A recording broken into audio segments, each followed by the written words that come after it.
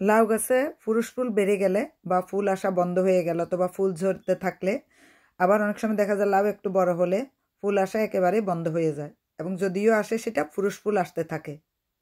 এখন লাউ ধরা অবস্থায় এভাবে যখন লাউ একটু বড় হতে থাকবে সেই অবস্থায় কিভাবে আপনি চান যে আবার ফুল আসবে লাউ গাছে এবং মহিলা ফুল আসবে, এভাবে যদি আপনি চান যে অধিক ফুল আসবে আপনার গাছে, তাহলে কি ধরনের খাবার দিবেন?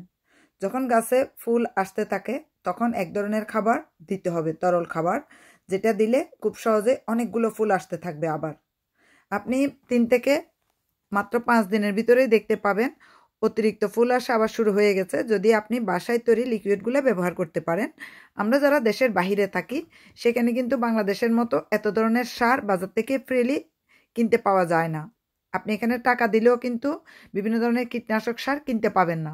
তাই ঘরে থাকা উপকরণ দিয়েই আপনাকে মাছি মশা বা যে কোনো ধরনের কীটপতঙ্গ দূর করতে হবে বাগান থেকে বা ঘর থেকে। আর ফুল আনার জন্য সে লিকুইডটাও বা সারটাও ঘরে তৈরি করতে হবে। সেই সার তৈরি করার জন্য আমি কিভাবে কি ধরনের উপকরণগুলো ব্যবহার করছি সেটাই আজকে আপনাদের সাথে আমি শেয়ার করতে যাচ্ছি। আমরা সাধারণত ঘরে বিভিন্ন ধরনের শাকসবজি খেয়ে থাকি, ফলমূল খেয়ে থাকি, বা যারা বাসায় মাছ কাটেন সে মাছের যে আঁশগুলো সেগুলা রক্তগুলো যদি ফেলে না দিয়ে গাছের গোড়া দিয়ে দেন তাহলে ফুল আসার আগে গাছ দ্রুত বড় হয়ে যায়। কিন্তু গাছে যখন ফুল আসা ফল আসা শুরু হয়ে যায় তখন আর ওইভাবে খোসাগুলো সরাসরি দিলে হবে না, তখন লিকুইড খাবারের প্রয়োজন হয়।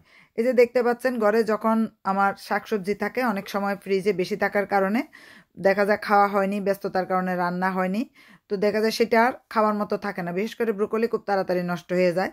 আর মিষ্টি আলু দেখা যায় একটু খেয়েছি সালাদের সাথে, বাকি অংশ রয়ে গিয়েছিল, তো এগুলো এখন খাবো না, তো সেগুলো আমি কি করি বর্জ্য হিসাবে রেখে দিই গাছের জন্য। তো এখন গাছে যখন ফল ফুল আসা শুরু হয়ে গেছে তখন তার এগুলো সরাসরি কম্পোস্টে ব্যবহার করা যাবে না, বা এখন মাটি তৈরি করারও সময় নেই।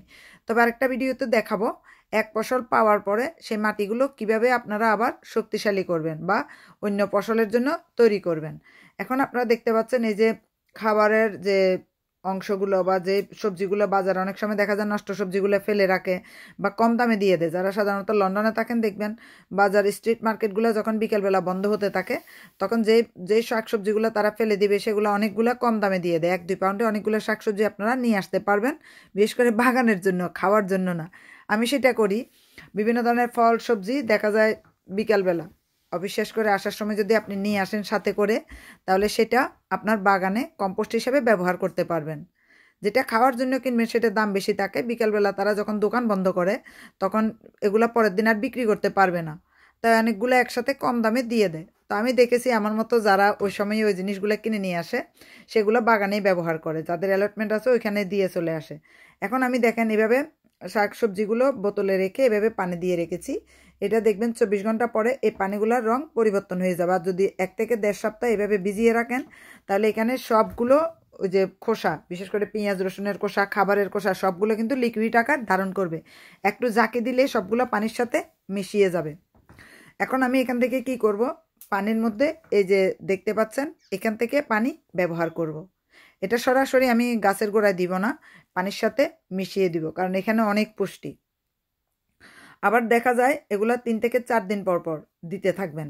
আর পানির সাথে যদি আপনি পাতলা করে মিশান তাহলে প্রতিদিনই সন্ধ্যার সময় বা ভোরবেলায় দিতে পারেন পানিতে এভাবে মিশিয়ে। যে দেখতে পাচ্ছেন আমি 1 বালতি পানিতে এখানে বোতল থেকে, যে বড় বোতল আপনারা দেখতে পাচ্ছেন এখানে 1.5 লিটারের মতো আমি মিশিয়ে নিব বড় 1 বালতি পানিতে। তারপর এখানে আবার আমি পানি মিশিয়ে রেখে দিব সেই বোতলের মধ্যে। আর এখানে আমি আরেকটা জিনিস দিয়ে দিব, সেটা হলো গাছের আপনারা দেখবেন শিকড় যেন মজবুত হয়, গাছের গোড়া যেন মজবুত হয়, সেটার জন্য একটা কাজ করবেন, সিনামিন দিবেন। সিনামিনটা একটু পর দেখাচ্ছি, তার আগে আমি দিয়ে দিচ্ছি এখানে, এটা আমি মাত্র 2-3 টেবিল স্পুন পরিমাণ পানিতে মিশিয়ে দিলাম। এটা হলো খাবারের ফুড, এটা পাউন্ড শপ বা যে কোনো ধরনের সুপার মার্কেটে কিনতে পাওয়া যায়। এই যে দেখতে পাচ্ছেন এটা দারুচিনি, বিদেশে এটা আমরা সাধারণত ইংলিশে সিনামিন স্টিক বলে থাকি। সেটা গুঁড়া, আমরা সাধারণত গুঁড়া কিনি, এইভাবে গুঁড়া পাওয়া যায় যে কোনো ধরনের সুপার মার্কেটে। সেখান থেকে 1 টিস্পুন পরিমাণ আমি 1 বালতি পানিতে মিশিয়ে দিব। 1 বালতি পানিতে এটা মিশিয়ে দিব। গাছের গোড়া যেন শক্ত হয় এবং শিকড়গুলা যেন খুব ভালোভাবে মাটির সাথে মিশে যায়, বা মাটির সাথে শক্ত করে আঁকড়ে থাকতে পারে, আমাদের গাছে যেন বেশি ফলন হয়, এই জন্য এটা আমি করে থাকি। সাধারণত গাছ যখন আমি যে গাছগুলো ছোট ছোট আছে লাউ গাছ, সেই লাউ গাছের যে ছোট ছোট লাউ গাছগুলো বড় হওয়ার জন্য বা মজবুত হওয়ার জন্য গোড়াটা আমি সিনামন স্টিকের যে পাউডার, দারুচিনির যে পাউডার, সেটা পানির সাথে মিশিয়ে সপ্তাহে একদিন ব্যবহার করে থাকি। এখন দেখেন সবগুলো উপকরণ মিশানোর পর আমি এখানে দিয়ে দিচ্ছি আরও নর্মাল ঠান্ডা পানি মিশিয়ে আমি পুরো 1 বালতি করে নিলাম। এখন এটা আমি লাউ গাছের গোড়ায় দিয়ে দিব। শুধু লাউ গাছ না, আপনার যদি সিম গাছ থাকে সিম গাছের গোড়ায় এটা দিতে পারেন, কারণ সিম গাছও ফুল আসা বন্ধ হয়ে যায়, যে দেখতেই পাচ্ছেন। সিনামিনটা যদি আপনি এভাবে মিশিয়ে ছোট ছোট যে লাউ গাছগুলো হচ্ছে এখনও ছোট রয়ে গেছে, কারণ এবার এখনও গরম আসেনি। আবার দেখেন বড় লাউ গাছের নিচেও কিন্তু ছোট ছোট লাউ গাছ আছে। তো এই জন্য যদি আপনি দেন তাহলে খুব দ্রুত বড় হবে। আসলে রোদ না থাকলে তো লাউ গাছ সহজে বড় হয় না। আমি অনেক চেষ্টা করেছি, অবশ্য স্নেল থাকার কারণেও কিছু লাউ গাছ আমার খেয়ে গিয়েছে। এখন স্নেলটা আমি ওষুধ দিয়ে পরিষ্কার করেছি, সেটা আপনাদের দেখাবো কী ওষুধ আমি ঘরে তৈরি কী ওষুধ ব্যবহার করেছি বাজার থেকে না কিনে। এখন আমি দেখেন যে বোতলগুলোতে আমি খাবারের বর্জ্য রেখে দিয়েছিলাম পানি দিয়ে, সে বোতলগুলোতে আমি এই যে এখন ঘরে তৈরি লিকুইড জৈব সারটা আমি দিয়ে দিচ্ছি বোতলের ভিতরে। এগুলো আস্তে আস্তে করে গাছের গোড়াতে যাবে, কারণ আপনারা দেখতে পাচ্ছেন এখানে কিন্তু অনেক মাটি না, যে টপের মধ্যে তো অনেক মাটি থাকে না, খুব কম মাটি। তো সেখানে আমরা পুষ্টি দিয়ে দিয়ে কিন্তু গাছগুলো বড় করতে হবে, কারণ বাংলাদেশের মতো সোনার মাটি কিন্তু বিদেশে নেই।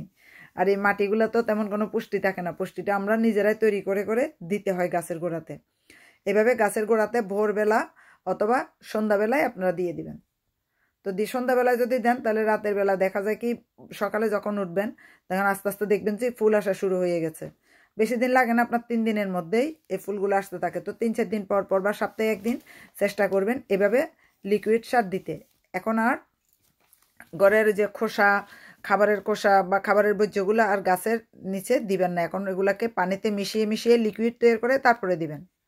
দেখতে পাচ্ছেন আমি দিয়ে দিচ্ছি। এই গাছগুলো কিন্তু মাত্র 1 সপ্তাহে কত বড় হয়ে গিয়েছে আপনারা দেখেন, কারণ এখানে আমি কি কি দিয়েছি সেটা আরেকটা ভিডিওতে আপনাদেরকে দেখিয়ে দিব, কি কি দিয়ে এই গাছগুলো খুব দ্রুত বড় হচ্ছে। কারণ যারা মার্চ এপ্রিলে গাছ লাগিয়েছিলেন তাদের গাছগুলো একটু বড় হয়েছে, আমার যে গাছগুলো বড় হয়েছে এগুলো কিন্তু এপ্রিলের গাছ। আর যেগুলো আমি জুনে দিয়েছি এগুলো এখনও গাছ ছোট, কারণ রোদ একেবারে নেই। সপ্তাহে যদি 1 দিন রোদ উঠে 6 দিন থাকে ঠান্ডা আর বৃষ্টি।